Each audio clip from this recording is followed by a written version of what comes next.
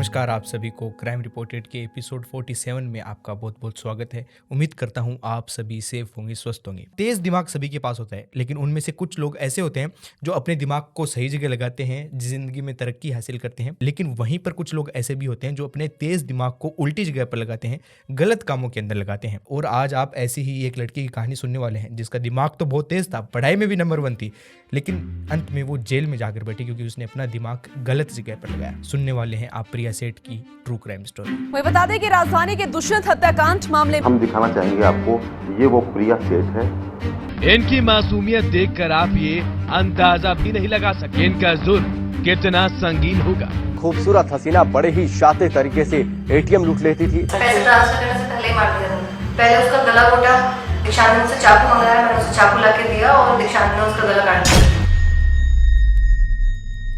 इस कहानी की मुख्य किरदार प्रिया सेठ राजस्थान के पाली डिस्ट्रिक्ट में पैदा हुई। वो एक मिडिल क्लास फैमिली से आती थी, लेकिन वो बचपन से ही पढ़ाई लिखाई में काफ़ी होशियार थी। आप इस बात से अंदाज़ा लगा सकते हैं कि उसके 10th क्लास में 90% थे और 12th बोर्ड के अंदर उसने 85% स्कोर किए। अब प्रिया काफ़ी होशियार थी, तेज़ दिमाग था, तो उसके घर वालों ने फैसला किया कि उसको एडमिनिस्ट्रेटिव सर्विसेज की तैयारी कराने के लिए वो जयपुर भेज देंगे। तो जैसे ही प्रिया सेठ ने 12th क्लास पास की, उसके पेरेंट्स ने उसको जयपुर भेज दिया एडमिनिस्ट्रेटिव सर्विस की तैयारी करने। वहाँ पर जाने के बाद में प्रिया सेठ ने एक आर्ट्स कॉलेज में एडमिशन लिया, साथ में वो कोचिंग भी करने लगी और अपनी पढ़ाई जयपुर में जाकर शुरू कर दी। अच्छा, अब प्रिया सेठ आती थी एक पाली के छोटे से शहर से। वो शहर बिल्कुल भी डेवलप्ड नहीं था, लेकिन जब प्रिया जयपुर आती है और जयपुर की जब वो चकाचौंध देखती है तब उसकी आंखें फटी की फटी रह जाती हैं। जब वहाँ पर वो लोगों की लाइफस्टाइल देखती है, उनके जीने का तरीका देखती है, उनके खर्चे देखती है, उनके शौक देखती है, तो प्रिया सेठ सोचती है कि असल जिंदगी तो ये जी रहे हैं, जिंदगी के मजे तो ये ले रहे हैं। अब प्रिया सेठ ने वहीं पर फैसला कर लिया था कि ये जितनी भी चीज़ें वो देख रही है उसको भी ये सभी चीज़ें चाहिए। अब ये सभी चीज़ें जो उसने देखी थी, ये एक मिडिल क्लास फैमिली की तनख्वाह से कर पाना नामुमकिन था। तो प्रिया सेठ फैसला करती है एक जॉब करने का, और प्रिया सेठ का अब एक ही मकसद था, जल्दी से जल्दी ज़्यादा से ज़्यादा पैसा कमाना। तो अब इसके लिए वो पढ़ाई के साथ साथ एक जॉब ढूंढना भी शुरू कर देती है। अब वो एक दिन न्यूज़पेपर के अंदर जॉब्स के कुछ एड्स देख रही थी, न्यूज़पेपर के अंदर जो एड्स आते हैं वो, तो वहाँ पर एक कंपनी का एड प्रिया को दिखाई देता है। वहाँ पर नंबर लिखा हुआ था उस कंपनी का। प्रिया उस नंबर पर कॉल करती है। प्रिया को कॉल करने के बाद में पता चलता है कि वो एक एस्कॉर्ट कंपनी के नंबर है।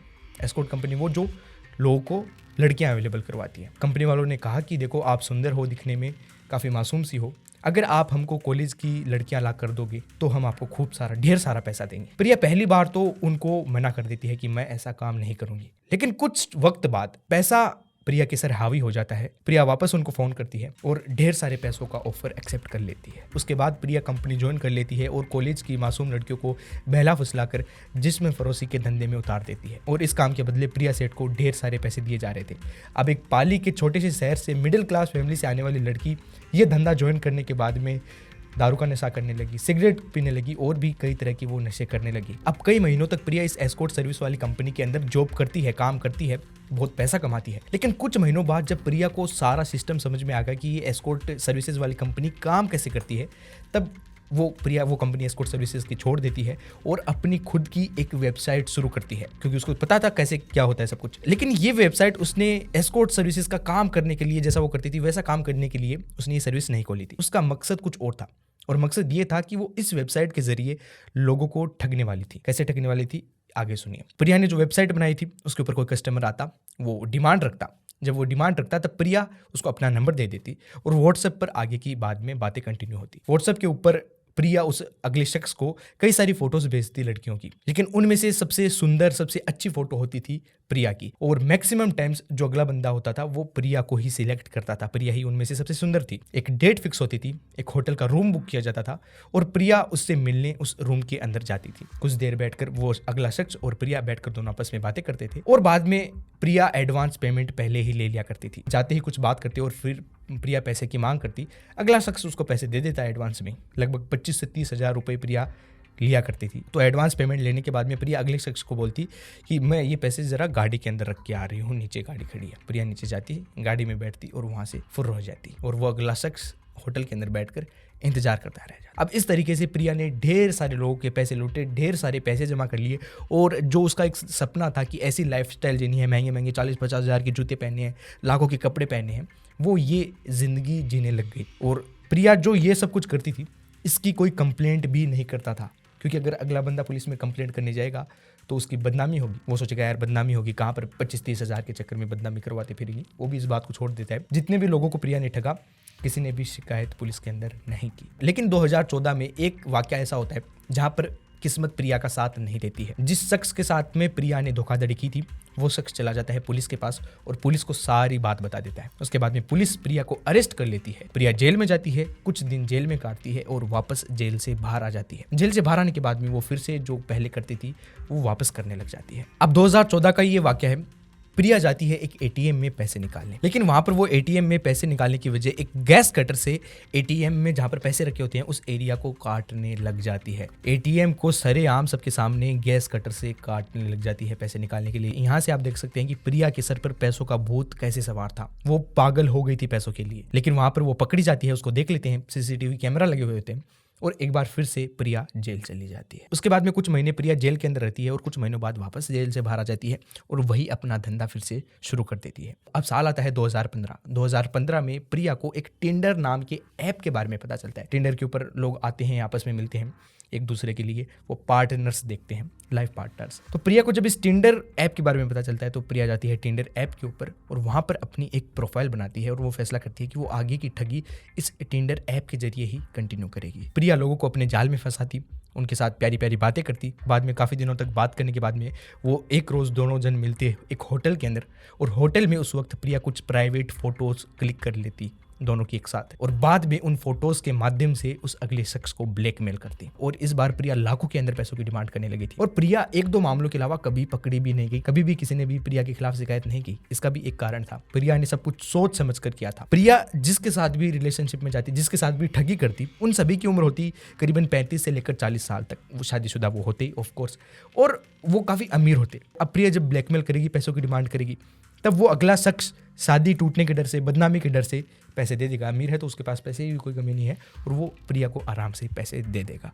ऐसे करते करते प्रिया ने ढेर सारे लोगों को टिंडर के ऊपर भी ठगा। 2015 के बाद में करीबन 3 साल तक टिंडर पर ऐसा सब कुछ ठगी करती रहती है प्रिया, ढेर बेशुमार पैसा कमाती है। फिर साल आता है 2014। 2018 में प्रिया की मुलाकात होती है एक 45 वर्षीय 45 ईयर्स के बैंक मैनेजर से। बैंक मैनेजर को अपनी जाल में फंसाती है, 1-2 महीने उससे बात करती है और उसके बाद में वो उसके साथ एक बार होटल में जाती है मिलने, जैसा कि वो सभी के साथ करती थी।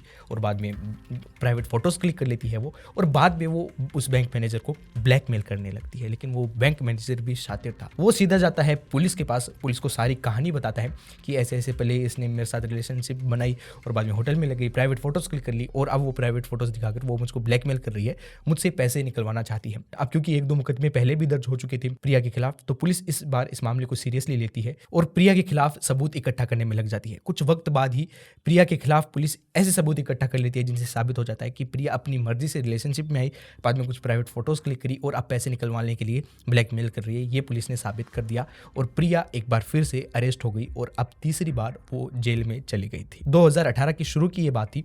1 महीने तकरीबन प्रिया जेल में रहती है और 1 महीने बाद वापस वो बाहर आ जाती है और बाहर आने के बाद में हर बार की तरह वो वापस चली जाती है टिंडर के ऊपर।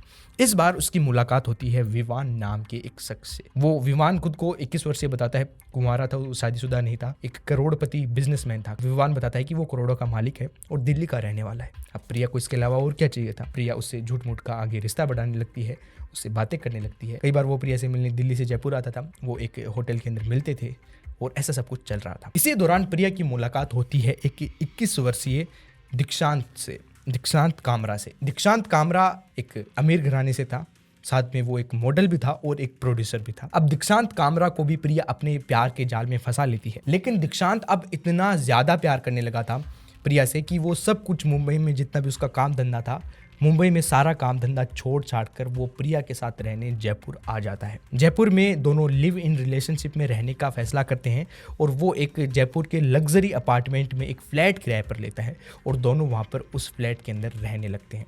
आसपास की जो सोसाइटी थी वहाँ पर उन्होंने बताया था कि वो दोनों पति पत्नी हैं। अच्छा, जहाँ पर वो रहती थी उसके कुछ ही दूर में एक लक्ष्य नाम का शख्स भी रहता था जो कि दीक्षांत का दोस्त था। इससे पहले तक जितने भी लोगों के साथ प्रिया ने बातें की हैं वो सारी की सारी की हैं ठगी के लिए, उनसे पैसे ठगने के लिए उनके साथ रिलेशनशिप में, वो झूठी मूठी रिलेशनशिप में वो गई थी। लेकिन इस बार पहली बार प्रिया भी दीक्षांत से सच्चा प्यार करने लगी थी, वो भी इसको पसंद करने लगी थी। दोनों एक दूसरे को पसंद करने लगी थी। दीक्षांत को प्रिया ठगने वाली नहीं थी। कुछ महीनों तक वो एक साथ लिव इन रिलेशनशिप में रहते हैं। उसके बाद में एक रोज प्रिया को पता चलता है कि दीक्षांत एक अमीर घराने से तो आता है, लेकिन फिलहाल वो 25 लाख के कर्जे में डूबा हुआ है। एक प्रोजेक्ट पर दीक्षांत ने पैसे लगाए थे, वो प्रोजेक्ट डूब गया और उस प्रोजेक्ट के साथ साथ दीक्षांत के सारे पैसे भी डूब गए और अब उसके सर 25 लाख का लोन है। प्रिया दीक्षांत को बोलती है कि तुम बिल्कुल भी टेंशन मत लो, ये तुम्हारे 25 लाख का जुगाड़ मैं करती हूँ। और बाद में वो उनको एक प्लान बताती है। दीक्षांत भी वहीं पर था और दीक्षांत का दोस्त लक्ष्य भी वहीं पर था। प्रिया उन दोनों को बताती है कि मेरी मुलाकात कुछ महीने पहले टिंडर पर एक विवान नाम के शख्स से हुई थी, जो कि दिल्ली का रहने वाला था, करोड़पति बिजनेसमैन। वो प्लान बनाते हैं कि पहले वो उसको जयपुर बुलाएगी और बाद में उसको अपने प्यार में पागल करेगी, बाद में साथ में कुछ प्राइवेट फोटोज क्लिक करेगी, बाद में या तो ब्लैकमेल कर कर वो उससे पैसे निकलवा लेगी या फिर बाद में उसका किडनैप कर कर वो उसके घर वालों से करोड़ों रुपए की रिश्वत मांगेंगे। अच्छा, उन दोनों को भी ये प्लान काफ़ी ज़्यादा पसंद आया था, पैसा काफ़ी सारा आ रहा था, तो वो दोनों भी तैयार हो जाते हैं। तीनों मिलकर तैयारियां करते हैं। जब सारी तैयारियां हो चुकी थी किडनैपिंग की, ब्लैकमेलिंग की, तब प्रिया विवान से कॉन्टैक्ट करती है। विवान को वो बोलती है कि मैं तुमसे मिलना चाहती हूँ और तुम जयपुर आ जाओ। अब यहाँ पर आपको बता दूं कि विवान नाम का कोई शख्स ही नहीं था, एक वो फेक आईडी थी। उस विवान नाम के चेहरे के पीछे एक दुष्यंत नाम का शख्स था। दुष्यंत एक करोड़पति नहीं था, एक मिडिल क्लास फैमिली से आता था और एक माइंड के अंदर वो मैनेजर की छोटी मोटी नौकरी करता था। हालांकि उसने फेक आईडी में फोटो सेम लगा रखी थी, लेकिन नाम उसका विवान नहीं था, असली नाम उसका दुष्यंत था। दुष्यंत की 3 साल पहले शादी भी हो चुकी थी और उसके एक 1.5 साल का बच्चा भी था। अब 2 मई 2018 की शाम को लगभग 7 बजे की बात है। विवान कोहली उर्फ दुष्यंत शर्मा अपने जयपुर के शिवपुरी एक्सटेंशन में स्थित घर पर तैयार होता है और वहाँ से अपने पिता की अल्टो कार लेकर निकल जाता है प्रिया से मिलने। जब वो घर से जा रहा था तब उसके घर वालों ने पूछा कि कहाँ पर जा रहे हो, तो दुष्यंत उन घर वालों को बताता है कि मैं कहीं काम के सिलसिले में जा रहा हूँ और कुछ घंटों में वापस आ जाऊंगा। 7 बजे वो अपने घर से निकला था अपने पिता की अल्टो कार लेकर, लेकिन रात के 9 बज जाते हैं। घर वाले दुष्यंत का इंतजार कर रहे थे घर पर और दुष्यंत अभी भी घर पर नहीं पहुंचा था। उसके बाद में घर वालों को सब्र टूटता है और वो दुष्यंत के फोन पर फोन करते हैं। दुष्यंत फोन उठाता है, वो बोलता है कि बहुत बड़ी दिक्कत हो गई है, अपने कंपनी के एक ट्रक को पुलिस वालों ने पकड़ लिया है, मामला थोड़ा बड़ा है और वो पुलिस वाले 9 से 10 लाख का जुर्माना लगाने वाले हैं। मैं इसी काम में लगा हुआ हूँ, इसको कैसे वैसे सेटल करना है और ये सब काम करने में मुझको बहुत देर हो जाएगी, तो आप मेरा इंतजार मत करना, आप सो जाना। घर वालों की यहाँ पर टेंशन कम होती है, चलो कोई दिक्कत नहीं, टेंशन फ्री होकर सो जाते हैं। 11-12 बजे तक आ जाएगा। अब रात से सुबह हो जाती है। दुष्यंत अपने घर वापस नहीं लौटा था। दुष्यंत के घर वालों को चिंता होने लगी थी, चिंता काफ़ी ज़्यादा बढ़ गई थी। उन्होंने अपने स्तर पर इधर उधर दुष्यंत को ढूंढने की भी कोशिश की थी, लेकिन दुष्यंत उनको कहीं पर भी नहीं मिला। फिर अचानक से 9:45 पर, सुबह के 9:45 पर 3 मई की तारीख थी, दुष्यंत के पिताजी रामेश्वर के फोन पर एक कॉल आता है। दुष्यंत का कॉल था वो। दुष्यंत एकदम डरा हुआ, घबराया हुआ था और हड़बड़ी में बोल रहा था कि पापा जल्दी से 10 लाख रुपए मेरे अकाउंट में ट्रांसफर कर दो, वरना ये लोग मुझे मार देंगे। दुष्यंत के पिताजी रामेश्वर कुछ बोलते कुछ करते उससे पहले फ़ोन एक लड़की लेती है और बोलती है कि तुम्हारे पास 20 मिनट का वक्त है, 20 मिनट में दुष्यंत के अकाउंट में 10 लाख रुपए ट्रांसफ़र कर दो। दुष्यंत के पिताजी बोलते हैं कि मेरे पास 10 लाख रुपए नहीं है, आप मुझे 1 घंटे की मोहलत दीजिए, मैं दुष्यंत के अकाउंट में 3 लाख रुपए ट्रांसफ़र कर दूंगा। लड़की बोलती है कि तुम्हारे पास केवल 20 मिनट है और फ़ोन काट देती है। उसके बाद में दुष्यंत के पिताजी जाते हैं दौड़े दौड़े बैंक। वहाँ पर उनका एक सेविंग अकाउंट था, जिंदगी भर की सेविंग थी, वो सेविंग तुड़वाते हैं और जितना भी पैसा था वो दुष्यंत के अकाउंट में ट्रांसफ़र कर देते हैं। बैंक की रिसिप्ट की एक फ़ोटो लेते हैं और उस फोटो को भी व्हाट्सएप के जरिए दुष्यंत के नंबर पर भेज देते हैं और वापस दुष्यंत को एक बार फ़ोन करते हैं ये बताने कि मैंने पैसे भेज दिए। लेकिन 1 घंटी जाती है और फ़ोन आगे से कोई काट देता है। अब यहाँ पर रामेश्वर सिंह दुष्यंत के पापा चले जाते हैं पुलिस स्टेशन। पुलिस स्टेशन में पुलिस वालों को सारी बात बताते हैं, ऐसे फ़ोन आया, पैसों की मांग कर रहे हैं, आप फ़ोन उठा नहीं रहे हैं। पुलिस वालों को भी दाग में कुछ काला लगता है। वो कंप्लेंट लिख लेते हैं, मिसिंग की कंप्लेंट एक फाइल कर लेते हैं और लग जाते हैं दुष्यंत की तलाश में। 3 मई की तारीख थी। 3 मई को वो पूरे दिन तलाश करते हैं इधर उधर, लेकिन उनको दुष्यंत कहीं पर भी नहीं मिलता। अब जैसे जैसे वक्त बीत रहा था, दुष्यंत के माता पिता, उसकी पत्नी, सभी को चिंता खाई जा रही थी। सभी की आंखें आंसुओं से गीली थी और उसी दिन 3 मई की तारीख को रात को 9 बजे जोटवाड़ा पुलिस स्टेशन से फ़ोन आता है रामेश्वर दुष्यंत के पिता के पास और जिसका डर था कुछ वैसा ही हुआ। पुलिस वाले बोलते हैं रामेश्वर को कि आप जल्दी से जल्दी SMS हॉस्पिटल पहुँचिए जयपुर में और वहाँ पर आपको एक लाश की शिनाख्त करनी है। भागे भागे डरे हुए रामेश्वर जाते हैं SMS हॉस्पिटल। वहाँ पर जो वो शव देखते हैं, उस शव की हालत बेहद ख़राब थी। किसी ने अपनी सारी हैवानियत उस लाश के ऊपर उतारी थी। उसका चेहरा पहचानने में नहीं आ रहा था, शरीर के सभी अंग अलग अलग थे, लेकिन जो सामान था उस लाश के पास, जो लाश के ऊपर कुछ निशान थे, बॉडी मार्क्स, उनको देखकर रामेश्वर उसकी लाश की पहचान करते हैं दुष्यंत के तौर पर। अब जो मिसिंग था उसकी बॉडी मिलने के बाद में असली इन्वेस्टिगेशन शुरू होती है। पुलिस दुष्यंत का नंबर लेती है और उसके सारे कॉल रिकॉर्ड्स खंगालती है। उन कॉल रिकॉर्ड्स के अंदर एक नंबर हाईलाइट होता है। उस नंबर से रिसेंट टाइम्स में काफ़ी बात हुई थी दुष्यंत की। पुलिस उस नंबर को और दुष्यंत के नंबर की लोकेशन निकालती है, लोकेशन की हिस्ट्री निकालती है और पता चलता है कि जब दुष्यंत का फ़ोन बंद हुआ था तब वो नंबर दुष्यंत के पास ही था। अब यहाँ से पुलिस को पूरा शक हो जाता है और जहाँ पर दुष्यंत का फ़ोन बंद हुआ था, जहाँ पर वो दूसरा फ़ोन दुष्यंत के फ़ोन के पास था, पुलिस उस लोकेशन पर पहुँचती है और वो लोकेशन थी वो घर, वो लग्जरी घर जहाँ पर प्रिया और दीक्षांत, वो मुंबई वाला लड़का, दोनों एक साथ रहते थे लिव इन में। पुलिस वहाँ पर पहुँचती है उस घर में, लेकिन तब तक उस घर के अंदर से सब कुछ गायब हो चुका था। उस घर के अंदर कोई नहीं था, वो घर खाली था। लेकिन वहाँ से पुलिस को एक लीड मिल चुकी थी कि यहाँ पर प्रिया और दीक्षांत नाम के शख्स रहते हैं, ये दो पति पत्नी रहते हैं सोसाइटी वालों के अनुसार। तो अब पुलिस को पता चल चुका था कि प्रिया और दीक्षांत ये दो शख्स हैं, इनको हमें अरेस्ट करना है। लेकिन अब प्रिया को भी पुलिस नहीं ढूंढ पाती है क्योंकि प्रिया उसी दिन कहीं पर फरार हो चुकी थी, वो पुलिस के चंगुल से भाग चुकी थी। लेकिन वो ज्यादा वक्त तक नहीं भाग पाती। 4 मई की ये सारी बातें थी। अगले दिन 5 मई को प्रिया और दीक्षांत को अरेस्ट कर लिया जाता है, साथ में लक्ष्य भी था उनका दोस्त। दरअसल हुआ क्या, प्रिया, दीक्षांत और लक्ष्य का प्लान था कि जयपुर छोड़कर कहीं और भाग जाते हैं और उन्होंने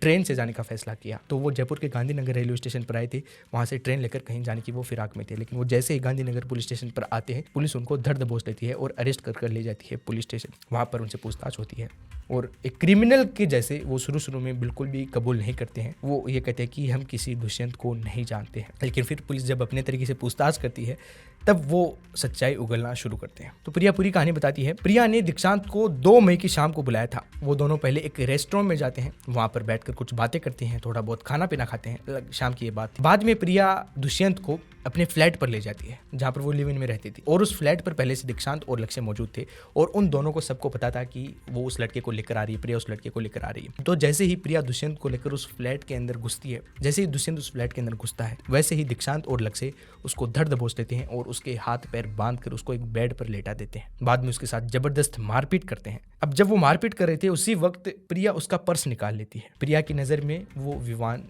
कोहली था, एक करोड़पति बिजनेसमैन। लेकिन जब वो पर्स निकालती है और पर्स में से एक आईडी कार्ड निकाल कर देखती है तो देखती है कि उस आईडी कार्ड पर फोटो तो विवान की लगी हुई है, प्रिया के हिसाब से विवान कोहली की लगी हुई है, लेकिन उसके आगे नाम लिखा हुआ था दुष्यंत। अब यहाँ से पूरा गेम समझ आ गया था प्रिया को। तेज दिमाग था, शातिर थी काफ़ी, तो उसको सब कुछ समझ में आ गया था। फिर दुष्यंत भी बताता है कि मैं कोई विवान कोहली नहीं हूँ, मैं कोई करोड़पति बिजनेसमैन नहीं हूँ, मैं एक मिडिल क्लास फैमिली से आता हूँ, एक छोटा सा मैनेजर हूँ एक माइन के अंदर। प्रिया कहाँ पर करोड़ों पैसे निकलवाना चाहती थी विवान से या फिर दुष्यंत से, और कहाँ पर ये कि मिडिल क्लास निकला। अब प्रिया को यहाँ पर आया बहुत तेज गुस्सा। तो वो लक्ष्य, दीक्षांत, प्रिया तीनों बैठकर एक प्लान बनाते हैं कि करोड़ों नहीं, कम से कम लाखों तो निकलवा ही सकते हैं। उसके बाद में वो दीक्षांत के फ़ोन से उसके पिता के पास फ़ोन करते हैं, 10 लाख रुपए की मांग करते हैं। आगे की बात आपको पता है। अब पुलिस सवाल करती है कि तुमको जब 3 लाख रुपए तुम्हारे बैंक के अंदर ट्रांसफर कर दिए थे फिर भी तुमने दुष्यंत को क्यों मारा? तो वो बताते हैं कि दुष्यंत को उन्होंने पैसे ट्रांसफर होने से पहले ही मार दिया था, क्योंकि जब प्रिया को पता चला कि ये कोई करोड़पति नहीं है, एक मिडिल क्लास है, 2 लाख रुपए की इसकी औकात है, तब प्रिया को बहुत ज़्यादा गुस्सा आया क्योंकि उसका सारा प्लान फेल हो चुका था। उसी वक्त प्रिया ने दीक्षांत और लक्ष्य को कहा कि तुम इसको खत्म कर दो। दीक्षांत दुष्यंत के छाती के ऊपर चढ़ता है और गला दबाने की उसकी कोशिश करता है, लेकिन गला दबाने से उसकी मौत नहीं होती। उसके बाद में वो तकिए से दम घोटने की कोशिश करता है, लेकिन तब भी कुछ नहीं होता। फिर गुस्से में आकर प्रिया फ्रूट्स काटने वाला एक बड़ा सा चाकू लाकर दीक्षांत को देती है और उस चाकू से बाद में दीक्षांत दुष्यंत के ऊपर अपनी हैवानियत दिखाता है। अच्छा, उससे पहले ही प्रिया ने दुष्यंत से उसका ATM ले लिया था और ATM का पिन भी पूछ लिया था। बाद में सब कुछ होने के बाद में, हैवानियत उतारने के बाद में, प्रिया जाती है एक पास के ATM से 25,000 रुपये निकालती है।